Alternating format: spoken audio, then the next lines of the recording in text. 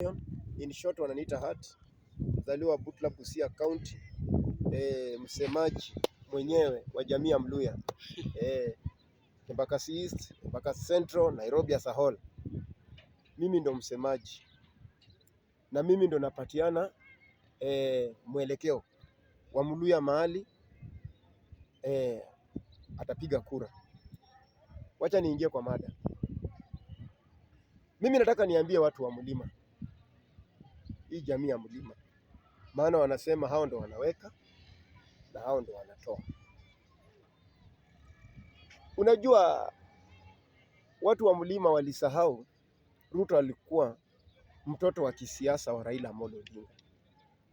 Ruto kukua pale, huyo ni Raila tayari ako uongozini. Hata kama Raila ameenda kwa mchanga, lakini bado Ruto ndo anaongoza. Raila ndo anaongoza ndani ya Ruto. Kwa hivyo mimi nasema hivi, watu wa Mlima, mlisema hamutaki mzee, mnataka kijana ambaye ni Kipchoge Keino, ambaye anakimbia. Mkamuacha mzee ambaye ni Raila Amolo Odinga, mkachukua kijana. Sasa mimi ninawauliza, ya nini mbio zinawashindia katikati? Mbona mbio zinawashindia katikati? Mara Gen Z mumewaeka waandamane, mara mambo na mafuta, mara mambo na Ebola, mara yani munatafuta vijisababu ili mkaweze kuondoa Ruto. Mulianzisha mkamilisha. Mimi nataka niwaambie, na mimi ninajua vizuri kabisa, kumtoa Ruto haitakuwa jambo rahisi. Ni kama uchukue kamba ya viatu uende ufunge hippopotamus, expect utaitoa kwa maji. Ni ngumu sana, ni ngumu sana. Watu wa Mlima, mnajiona mna nguvu, mnajiona mna uwezo. Sawa, nawatakia kila laheri. Kama mtaweza kumuondoa Ruto, nawatakia kila laheri. Yenye sidhani. Kwa hivyo mimi nasema hivi, wenyewe mulipuuza kiongozi wenyu Uhuru Kenyatta, akawaongelesha mpaka lugha ya mama, hamkusikia. Mkasema hamtaki huyo mzee, maana akikaa chini anapanguza tu machozi, analia kama amekaa, analia kama amesimama, analia kama anatembea. Mkabandika Mheshimiwa Raila Amolo Odinga majina mengi na ya madharau na ya matusi. Mkasema mnataka Yesu Kristo,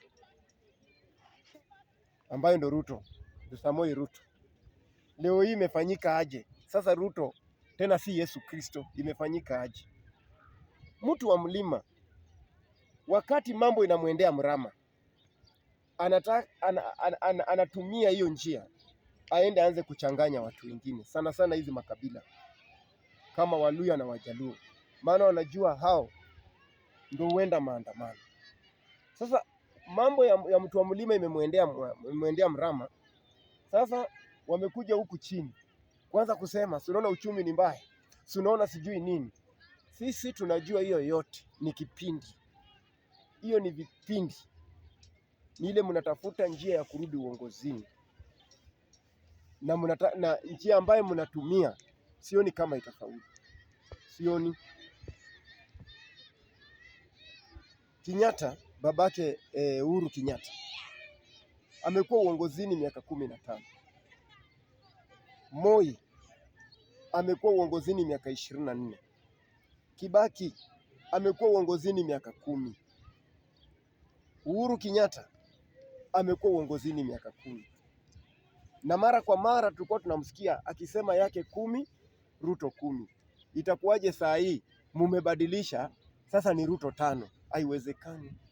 Haiwezekani. Na mimi nataka nifungue Mkenya macho hapo nje. Mkenya, chenye mnafaa mfahamu, kuna jambo linafichwa hapa hivi.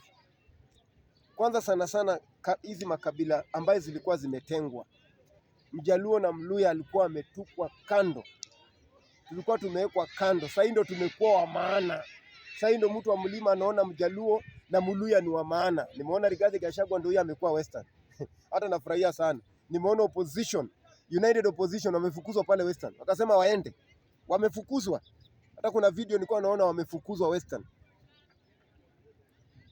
Rigathi Gachagua mara kwa mara akiwa uongozini, akiwa deputy president, angeongelea kuhusu tu jamii yake ya mlima. Na sasa hiyo Kenya tuko na makabila ngapi? Ni 47. Hizo ni makabila zenye tuko nazo Kenya. Lakini huyu anaongelea kabila moja ambaye ni kabila ya mlima. Kiburi alikuwa amejaza. Matusi amejaza. Madharau amejaza. Si kina mama kwa bunge anawatukana malaya. Si wabunge wanaume anawatishia ati watamuinamia. Si President Ruto anampigia mpaka meza. Yaani huyu ni kiongozi mgani? Alafu huyu ndo kiongozi mnaniambia anaweza tuongoza sisi wa Kenya. Mimi nasema hivi. Rigathi Gachagua yeye ni mtu wa kisasi. Yaani Biblia inasema vizuri sana, vengeance is mine. Lakini Gachagua yeye